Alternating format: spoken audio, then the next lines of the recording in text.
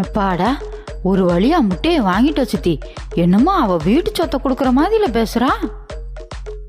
ஆமா சுந்தரி, அவ கிடக்குறா, அவ வயசு நமக்கு தெரியாது. எப்படியோ சித்தி, 2 ரூபா மெனிக்கு 60 ரூபாய்க்கு முட்டையை வாங்கிட்டு வந்துட்டான். 30 முட்டையா, உனக்கு 15, எனக்கு 15. ஆமா சுந்தரி, முட்டையை அவிச்சு திங்கிறோம், நல்லா சத்தா இருக்கிறோம். பார்த்து போ சுந்தரி, முட்டை கீழே விழுந்துற போதே, பார்த்து சூதானமா நட. சரி சித்தி. என்ன சுந்தரி, இங்கிட்டு இருந்து வர? ஏன், உனக்கு பார்த்தா தெரியலையா? முட்டை வாங்கிட்டு வரமியா. சத்துணவு முட்டையா?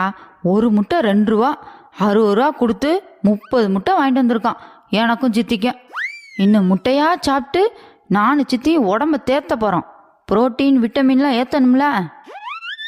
சுந்தரி, இதே எதுக்கு போய் இவங்கிட்ட சொல்லிக்கிட்டு இருக்க? ஆமா ஆமா, கலெக்டர் மேடம் சொல்லிட்டாங்க.